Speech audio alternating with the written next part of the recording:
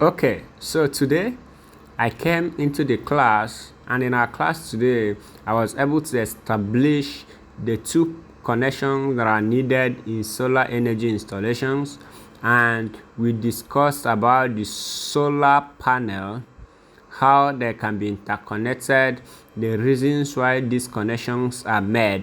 If you are an installer or you intend to learn, this is an opportunity for you to watch this video, like, comment, share, and equally get connected to us as I detail the connections that are needed in solar energy installations.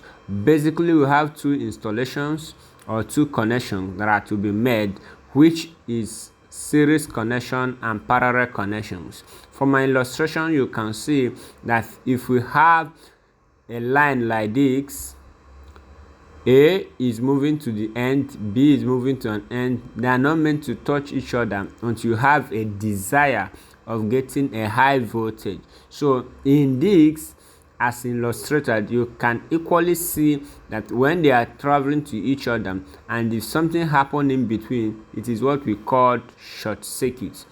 That has short the circuit, making excess voltage to be generated.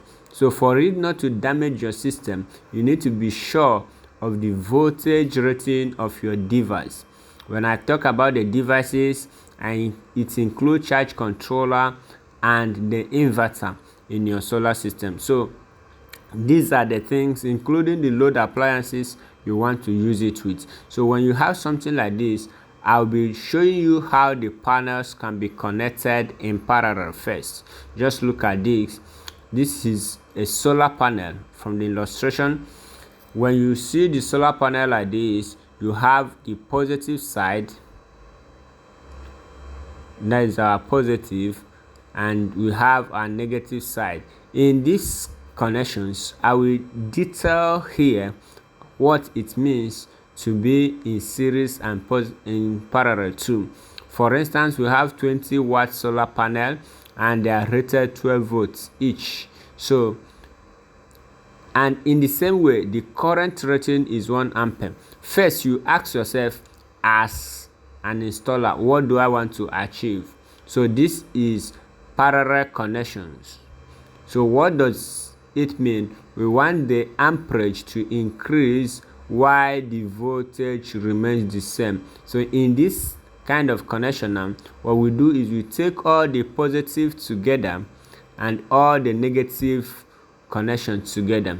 What is the essence of this? Like I said, the connections is dependent on two factors. One, the desire of the installer, what the installer wants to achieve. Do you want to achieve high voltage or do you want to achieve high current? So if it is high voltage, it means you are going for series, but if it is high current, it means you are going for parallel. Then in doing such connections, you will notice that when they are connected, that the voltage in parallel connections, in a practical terms, added a little bit, but it is not a complete addition like you see. When you have parallel connections, the amperage is high and it can be effective when it is working. For instance, I have a system that is rated 12 volts and I have 6 volts panel.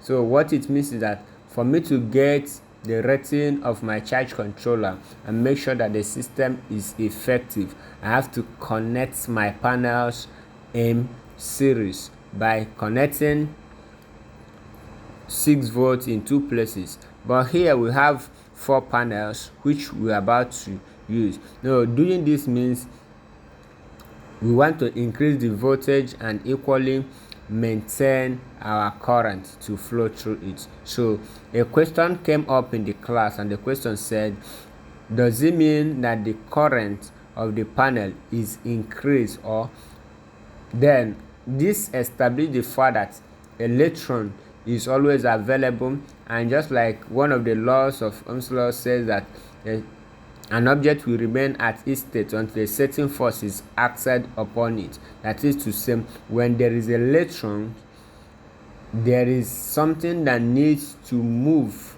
to push the electron from one point to other, and this is what I'm explaining, that the pen in my hand is what? Electron. Then the force that needed to act on it is the glue, which is the voltage. So in our next class, I'll be showing you practically how this electron moves. See you in my next class.